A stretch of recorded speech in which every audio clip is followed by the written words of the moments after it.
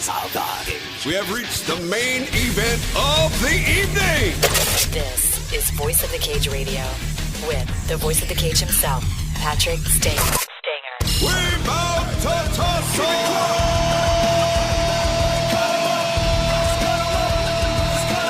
Fighters, trainers, promoters, events, rumors. If it has to do with MMA, we're talking about it. Here's your host, Patrick Stanger.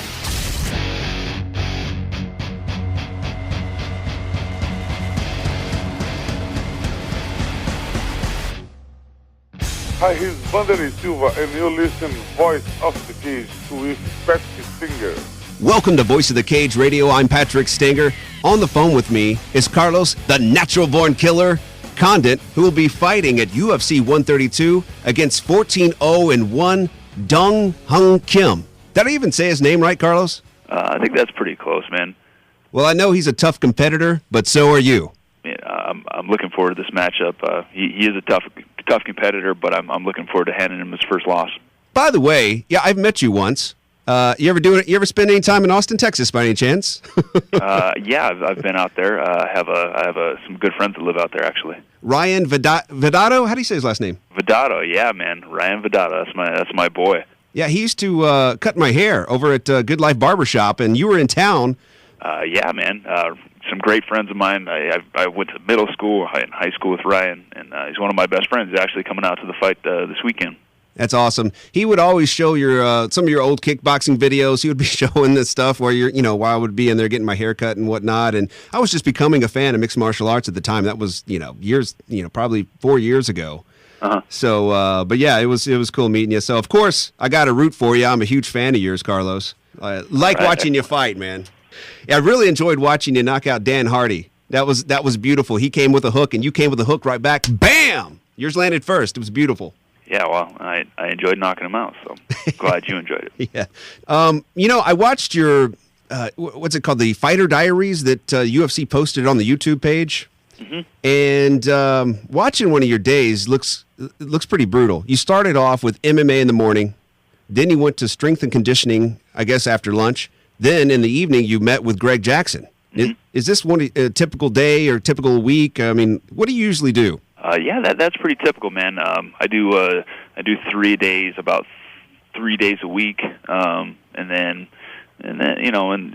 depending on the week, I hit 3 sessions on actually 5 days a week. So yeah, that is pretty typical. Now, I saw you were you're playing catch with a tennis ball while you were also lifting a weight with the other hand. I really liked, what other interesting types of strength and conditioning are you doing to prepare for this fight? Yeah, that type of stuff is proprioceptor training. Training your nervous system, which controls all your muscles and your coordination, your reaction time.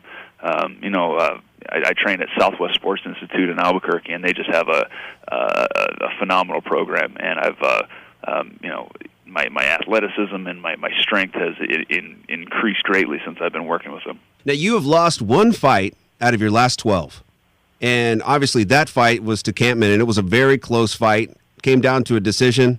Of course, I had you as winning the fight, but how did you feel about that loss in particular? Well, yeah. I mean, the decision could have gone either way.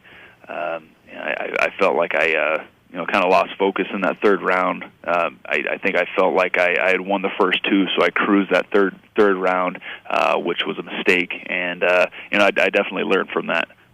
So Martin Campman is a really tough fighter. Like to do it again someday, maybe get that win back.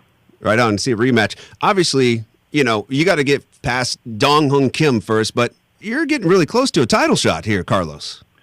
Yeah, I think that the winner of this fight is definitely going to be in line for a title shot. Let's say GSP beats Nick Diaz. Of course, you beat Dong. You guys both train under Greg Jackson. And is this another situation, that we could have Rashad Evans and John Jones? Well, not like Rashad Evans and John Jones at all. If we're matched up, I think I have the utmost respect for George, and I'm a huge fan. I think he's a great fighter and a great person. But whoever has the belt, that's who I'll fight. And I just look at it as business. We'll, friends before and friends after, but it's time to take care of business if we get matched up. Obviously, you got to get past Dong Hyun Kim first. The fight's happening Saturday night, July 2nd, on pay-per-view, of course. It's UFC 132. Check it out. Carlos, thanks for joining me today. Yeah, absolutely, man. And tell Ryan I said hello. All right, I will. All right, buddy. Take care.